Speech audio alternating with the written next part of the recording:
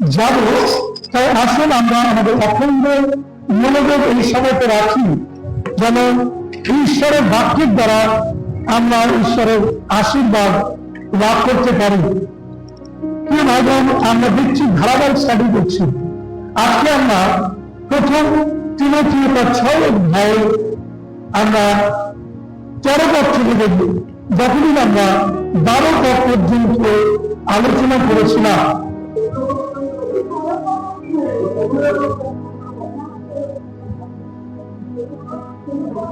ওকে, ঠিক আছে, আমরা একটু বিস্তারিত আলোচনার মধ্যে আমরা যাচ্ছি। আমরা পড়েছিলাম 16 পদ পর্যন্ত, কিন্তু আলোচনা আমাদের ছিল ওই 12 পদ পর্যন্ত আলোচনা ছিল 16 পদে আমরা পড়েছিলাম। আজকে আমরা একটু বিস্তারিত আলোচনা করব। আর যতদিন আমরা দেখেছিলাম যে 12 পদে দেখেছিলাম আমরা যে যুদ্ধে প্রাণপণ করার বিষয়কে তিমোথেয়কে বলছিলেন। প্রিয় ভাই বোন, আর সেটা আমরা দেখছিলাম গ্রিক যে শব্দ রয়েছে, সেই শব্দের যে মানে বা অর্থ রয়েছে, সেই অর্থটি বলছে যে যুদ্ধে প্রাণপণ করা মানে হচ্ছে যে যন্ত্রণা ভোগ করা, যন্ত্রণা ভোগ করা। প্রিয় ভাই বোন, খ্রিস্টীয় জীবনকে পৌল যুদ্ধের সঙ্গে তুলনা করেছেন এবং তিনি বলছেন যে আমরা প্রত্যেকেই অন্ধকারের শক্তি এবং বিরোধী শক্তি এবং সুসমাচারের যে বিরোধী শক্তি কাজ করছে, তার বিরুদ্ধে আমরা জীবনে যুদ্ধের মধ্যে রয়েছি। প্রিয় ভাই বোন, আর এই যুদ্ধে যদি কেউ অগ্রাহ্য করে তাহলে কিন্তু সে বিশ্বাস থেকে সরে পড়বে। তাই বিশ্বাসে যদি স্থির থাকতে হয় তাহলে তাকে এই যুদ্ধে প্রাণপণ করতে হবে এবং যন্ত্রণা ভোগ করতে হবে। হালেলুয়া। প্রিয় ভাই, আসুন আজকে আমরা দেখি যেখানে বলছি যে কেন আমরা প্রাণপণ করব যুদ্ধে, তার কারণ যেন আমরা অনন্ত জীবন ধরে রাখতে পারি। আমরা কেন প্রাণপণ করব যুদ্ধে? যেন আমরা অনন্ত জীবন ধরে রাখতে পারি। আপনাকে এবং আমাকে প্রভু বলছেন যেন আমরা যে অনন্ত জীবন পেয়েছি, যে অনন্ত জীবনের প্রত্যাশা পেয়েছি, যেন সেই অনন্ত জীবনের প্রত্যাশাকে আমরা আমাদের জীবনে ধরে রাখতে পারি। হালেলুয়া। ওকে, আসুন আমরা আলোচনা করি। আর এরপর চলে যাই আমরা 13 পদে আমরা চলে যাই। সেখানে দেখুন, বিশেষ করে 12 পদের ওখানে বলছে অনেক সাক্ষীর সাক্ষাতে সেই উত্তম প্রতিজ্ঞা স্বীকার করিয়াছে। অনেক সাক্ষীর সাক্ষাতে তোমরা সেই প্রতিজ্ঞা, উত্তম প্রতিজ্ঞা স্বীকার করিয়াছে। 12 পদের দ্বিতীয় অংশে আমরা দেখছি কোন বলছে, এখন এই যে অনেক সাক্ষীর সাক্ষাতে সেই প্রতিজ্ঞা উত্তম ভাবে তোমরা স্বীকার করবে, এর অর্থটা কি? অনেক সাক্ষী বলতে যারা প্রভুকে জীবন যাপন করে নিবৃত হয়েছে। আমি রিপিট করি, যারা প্রভুকে জীবন যাপন করে নিবৃত হয়েছে তাদের কথা বলা হচ্ছে, তারা হচ্ছে সেই সাক্ষী। এবং যারা বিশ্বাসে প্রাণপণ করেছেন, এবং যারা বিশ্বাসে প্রাণপণ করেছেন তারা হচ্ছে সেই উত্তম সাক্ষী। প্রিয় ভাই বোন, আপনি আমার সঙ্গে খুলুন ইব্রিয় তার 12 অধ্যায় 1 থেকে 3 পদ। ইব্রিয় তার 12 অধ্যায় 1 থেকে 3 পদ। আপনি আপনার বাইবেল খুলুন, বাইবেলকে ডিজিটাল বাইবেল হোক, আপনার এমনি বাইবেল হোক, আপনি খুলুন ইব্রিয় তার 12 অধ্যায় 1 থেকে 3 পদ। Hebrews chapter 12 versus 1 to 3।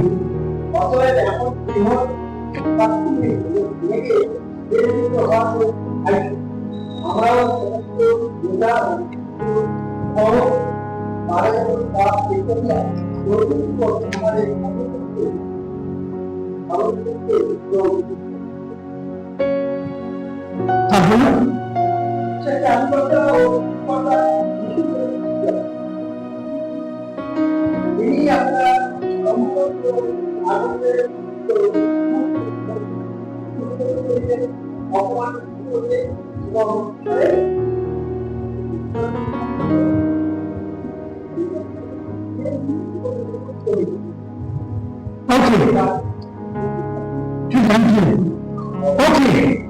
আমরা এখানে দেখতে পাচ্ছি ইব্রিয় লেখক তিনি কি বলছেন?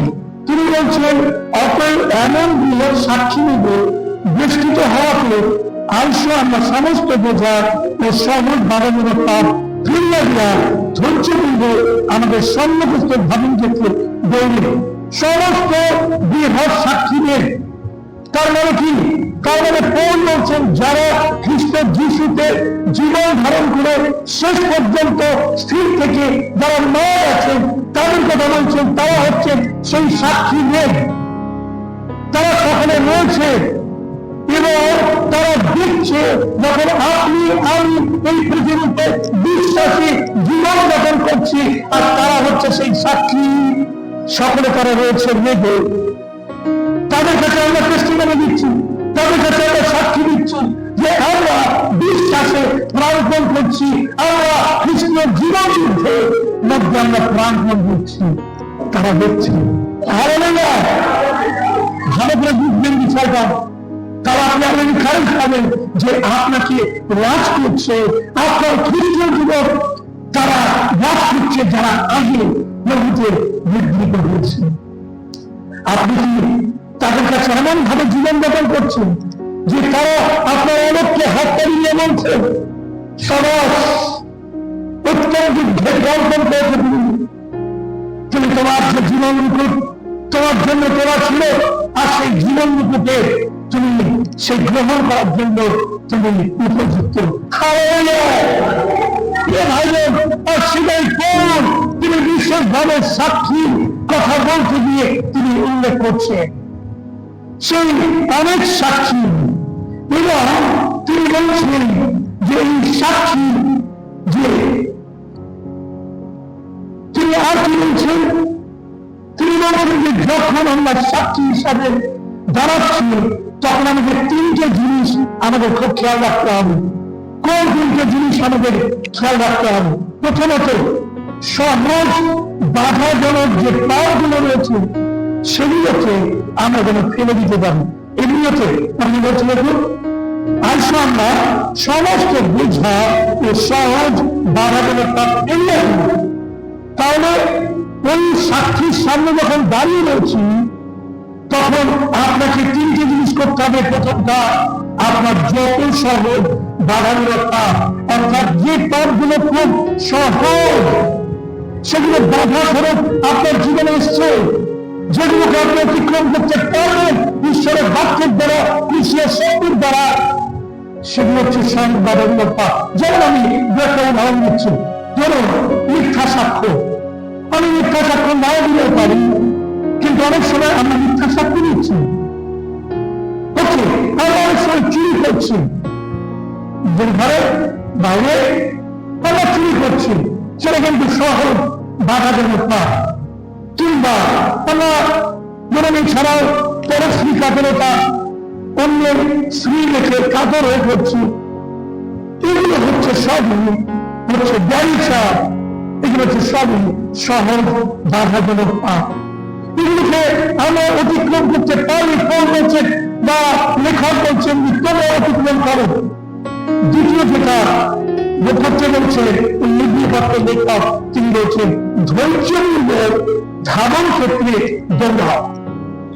ধাবন ক্ষেত্রে মানে দৌড়ানোর যে ট্র্যাক রয়েছে, সেই ট্র্যাক নিয়ে তুমি কিরকম ভাবে দৌড়াবে?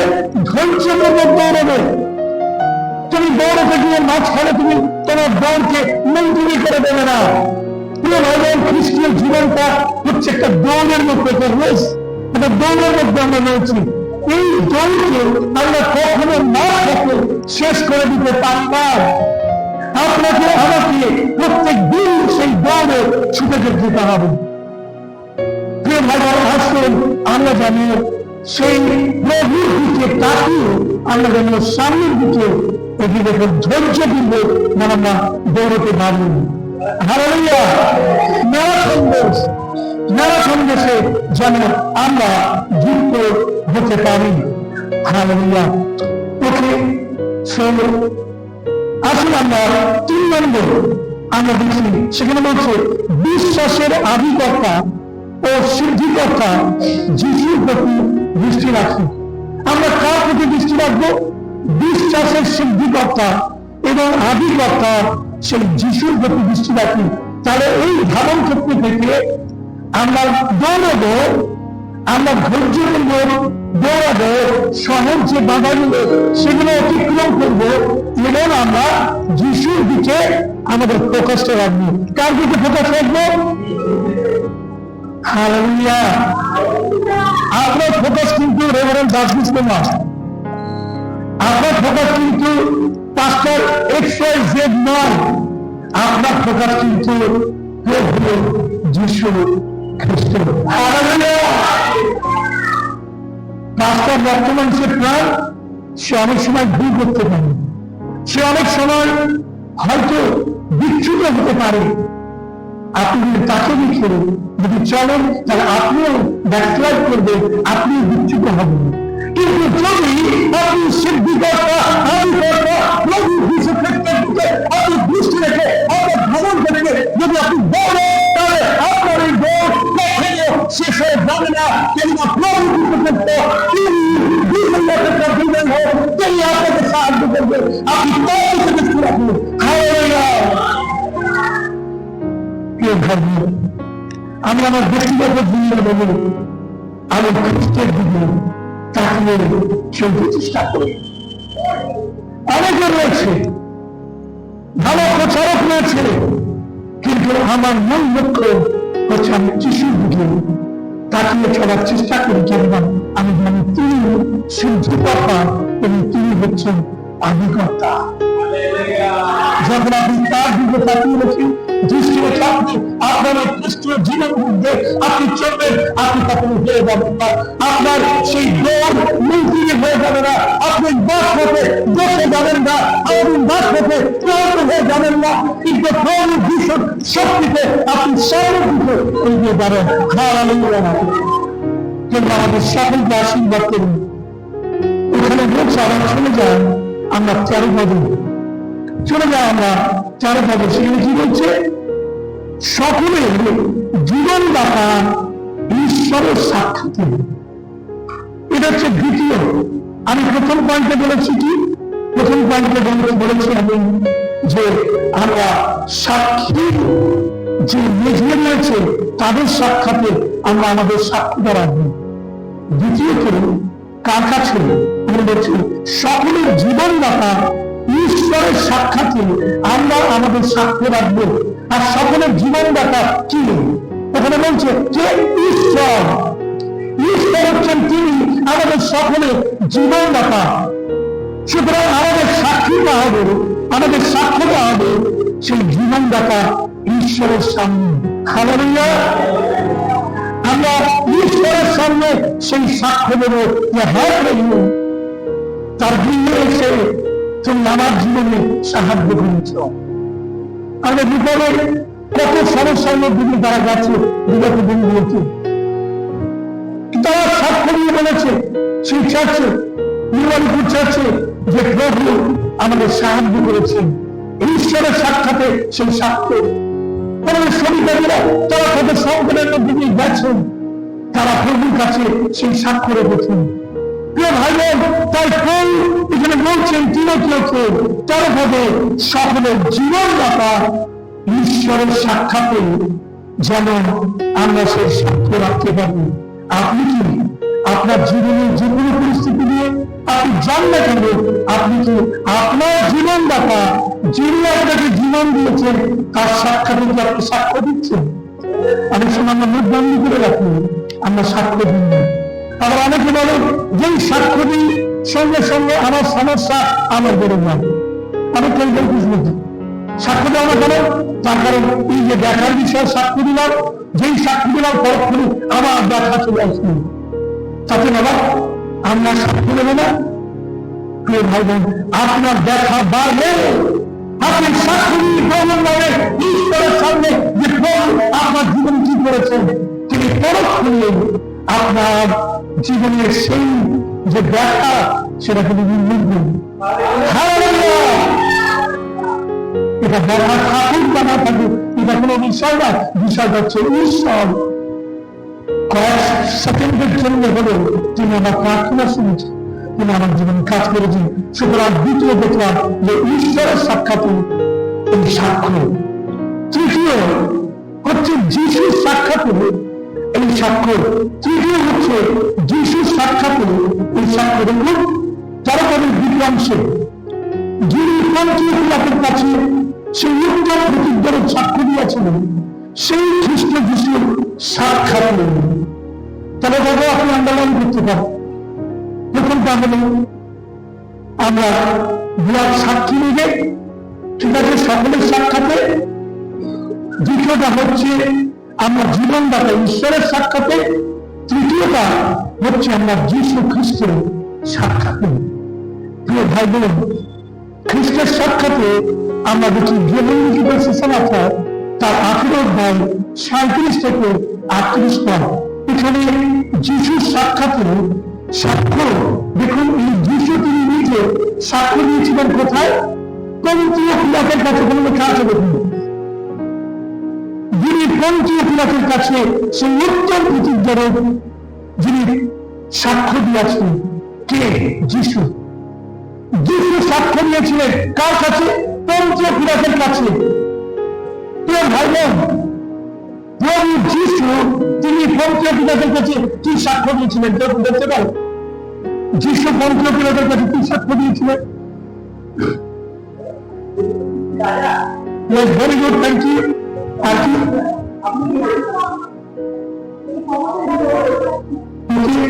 Thank you. আর কি?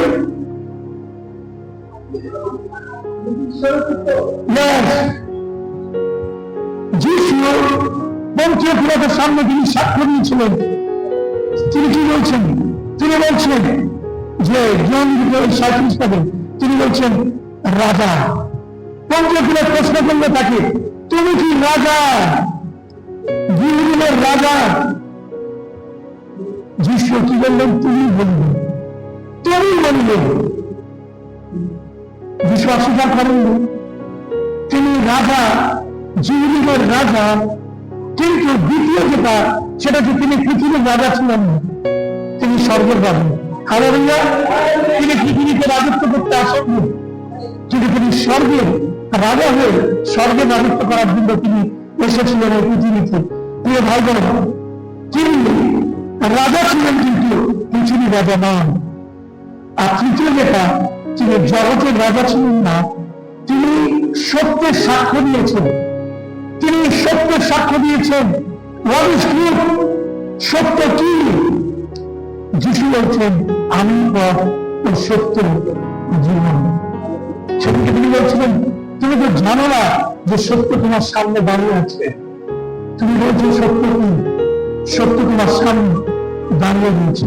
প্রিয় ভাই বোন, যিশু তিনি সেই স্বর্গরাজ্যের সত্যের বিষয়কে তিনি সাক্ষ্য দিয়েছিলেন। তিনি কখনো মিথ্যা সাক্ষ্য দেননি। যিশুর সাক্ষ্য হচ্ছে সত্য সাক্ষ্য। তাই ওখানে তিনি বলছেন সেই খ্রিস্টের সাক্ষাতে যেন আমরা সাক্ষ্য দিতে ভুল না যাই। আমরা সেই যারা মারা গেছে প্রভুকে নির্দিষ্ট হয়েছে সেই সাক্ষীদের সাক্ষাতে আমরা সাক্ষ্য দিচ্ছি খ্রিস্টের পক্ষে। আমরা ঈশ্বরের সাক্ষাতে, জীবনদাতা ঈশ্বরের সাক্ষাতে আমরা সাক্ষ্য দিচ্ছি এবং আমরা যিশুর সাক্ষাতে আমরা সাক্ষ্য দিচ্ছি। হালেলুয়া। ভাই বোন, আপনার আমার জীবন যেন খোলা পত্রের মতো। আমি গতকাল শুনছিলাম, কিছু মনে করবেন না, কোন একজন পালক তিনি তার প্রচারের মধ্যে উল্লেখ করেছেন তিনি বিবাহিত হওয়া সত্ত্বেও তিনি বিশ্বাসীদের বলেছেন আমি বিবাহ করিনি। তিনি বিবাহিত ছিলেন। ভাই বোন, আমাদের সাক্ষ্য যেন সত্য হয়, আমাদের সাক্ষ্য যেন মিথ্যা না হয়, কিন্তু সত্য সাক্ষ্য যেন আমরা দিতে পারি। হালেলুয়া। প্রিয় ভাই বোন, আসুন আমরা এই পর্যন্ত আমরা দেখলাম চলে যায় 14 পদ, 14 পদে চলে যান। কি বলছে? তেমনি ধর্মবিধি নিষ্কলঙ্ক ও অনিন্দনীয় রাখো। তেমনি ধর্মবিধি নিষ্কলঙ্ক ও অনিন্দনীয় রাখো যীশু খ্রিস্টের প্রকাশ প্রাপ্তি পর্যন্ত। ভাই বোন, এখানে আমরা বুঝতে পারছি যে পৌল তিনি বলছেন যে বিশ্বাসের জীবনে খ্রিস্টের আগমন ঘটাটা এটা কোনো অস্বাভাবিক বিষয় নয়। আমি রিপিট করছি, বিশ্বাসের জীবনে খ্রিস্টের আগমন বা প্রকাশ প্রাপ্তি এটা অস্বাভাবিক নয়। তার কারণ কি? তার কারণ হচ্ছে যে যীশু তিনি যে কোনো সময় এই পৃথিবীতে আসতে পারেন, তার আগমন যে কোনো সময় ঘটতে পারে। শেষ পরিবর্তে তিনি বলছেন যে তোমরা প্রস্তুত থাকো। হালেলুয়া। সুতরাং বিশ্বাসী জীবনেতে প্রভু যিশুর সেই প্রকাশ প্রাপ্তি আশঙ্কা দ্বারা এটা কোনো কাকতালীয় ঘটনা নয়, এটা হচ্ছে সঠিক। পৌলের সময়তে তখন পৌল তিনি প্রভু যীশু খ্রিস্টের প্রকাশ প্রাপ্তি অপেক্ষা করছিলেন। যিশুর শিষ্যরা যারা সাক্ষ্য দিয়েছেন তারা খ্রিস্টের প্রকাশ প্রাপ্তি অপেক্ষা করছিলেন। আজকে আপনি এবং আমি যারা 2000 বছর অতিক্রান্ত হয়েছে, আমরা একইভাবে খ্রিস্টের সেই প্রকাশ প্রাপ্তি আমরা অপেক্ষা করবো। হালেলুয়া। আমরা খ্রিস্টের দৌড়ে, আমরা খ্রিস্টের জীবনে আমরা সঠিকভাবে জীবন যাপন করতে পারবো। হালেলুয়া। ভাই বোন, আপনার আমার জীবনে যদি প্রত্যাশা চলে যায় তাহলে কিন্তু আমরা কিছুই করতে পারবো না। যখন যারা দৌড়ে তাদের সামনে কি থাকে জানেন? স্টেজের উপরে কি থাকে? পুরস্কার থাকে, বড় বড় সিল থাকে, সাজানো থাকে। আর যারা কম্পিটিটার্স, যারা প্রতিযোগী তারা ওইটাকে লক্ষ্য করে, ওই কাপ বা সিল, ওই পুরস্কারকে লক্ষ্য করে তারা তাদের ধারণ ক্ষেত্রে যুদ্ধক্ষেত্রে তারা যুদ্ধ করে। হালেলুয়া। ভাই বোন, আপনার আমার জীবনীতে আমরা যেন ভুলে না চাই, ভুলে না যে প্রভু যীশু খ্রিস্ট তিনি তার প্রকাশ প্রাপ্তিতে আমাদের পৃথিবী আমাদের পুরস্কৃত করবেন। আর সেই প্রত্যাশায় আমরা খ্রিস্টীয় জীবনে স্থির থাকবো। হালেলুয়া। আমরা ঈশ্বরের ধন্যবাদ দিই। আসুন আমরা ঈশ্বরের বাক্য নিয়ে আলোচনা করছি। আসুন আমরা কয়েকটি শাস্ত্রাংশ দেখব যে খ্রিস্টের আগমনের জন্য বিশ্বাসীদের কিভাবে উৎসাহিত করেছেন পবিত্র ফিলিপিও তার 3 অধ্যায়ের 20 পদ। ফিলিপিও তার 3 অধ্যায়ের 20 পদ চেষ্টা করে। ফিলিপিও 3 অধ্যায়ের 20 পদ।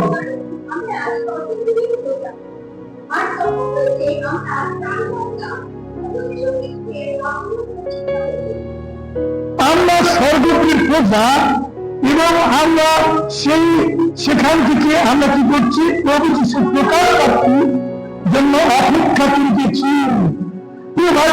আপনি আমি যারা প্রভুর প্রকাশ প্রাপ্তি পর্যন্ত, তার সেই আগমন পর্যন্ত আমরা যেন অপেক্ষা করে থাকি।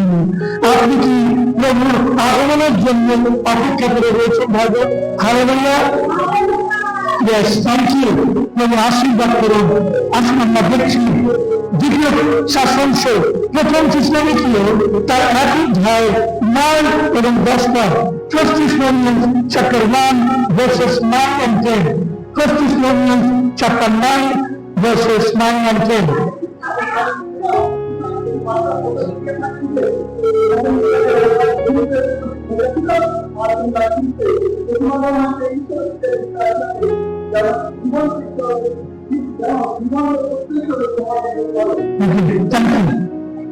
জানো তোমরা সব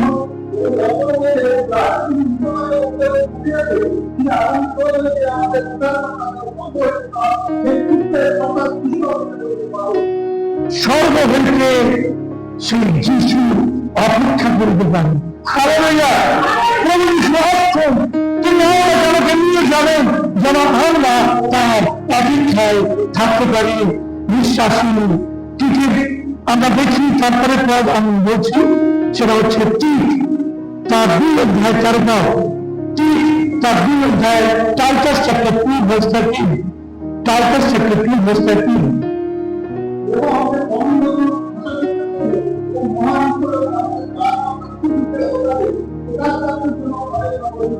আমরা সেই পরম ধন্য প্রভু যীশু খ্রিস্টের প্রকাশ প্রাপ্তির জন্য আমরা অপেক্ষা করছি।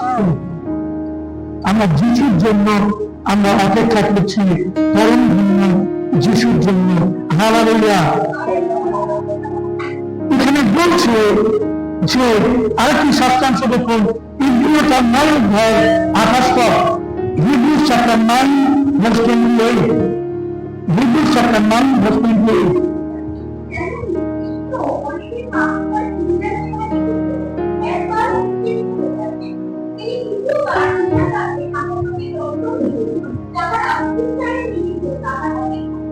যারা পরিত্রাণের নিমিত্ত তাহার অপেক্ষা করে, তার মানে আবার খ্রিস্টের সেই পুনরাগমনে খ্রিস্টের প্রকাশ প্রাপ্তির কথা এখানে উল্লেখ করেছেন ইব্রিয় পত্রের লেখক। প্রিয় ভাইবোন, অর্থাৎ বাইরে আমাদের প্রভুর প্রকাশ প্রাপ্তির কথা বারবার করে আমাদের কাছে প্রকাশ করছে।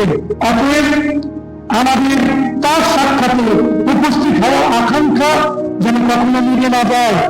আমাদের প্রত্যেকের মধ্যে যেন এই আকাঙ্ক্ষা থাকে, প্রভুর প্রতি ভালোবাসা যেন থাকে। প্রকাশিত বাক্য তার 21 অধ্যায় আপনি পূর্বের পরে অন্য সময় 1 থেকে 22 পদ। প্রকাশিত বাক্য তার 21 অধ্যায় 1 থেকে 22 পদ এবং 22 অধ্যায় 1 থেকে 22 অধ্যায় 15 পদ পর্যন্ত আপনি পড়বেন। সেখানে তার প্রকাশ প্রাপ্তিতে কি কি আশীর্বাদ আমরা পাবো সেগুলো পরিষ্কার ভাবে লিখিত আছে। হালেলুয়া! আমরা ঈশ্বরের ধন্যবাদ দিই যে আমরা দেখলাম যেখানে বলছে যেমন আমরা সেই পরম ধন্য একমাত্র প্রভু তার সেই প্রকাশ প্রাপ্তি পর্যন্ত যেন আমরা অপেক্ষা করতে পারি। কিন্তু পুনর্ভাবে বলছে সেই পরম ধন্য একমাত্র সম্রাট, তিনি জীবন্ত রাজত্বকারীদের রাজা, প্রভুত্বকারীদের প্রভু, উপযুক্ত সময়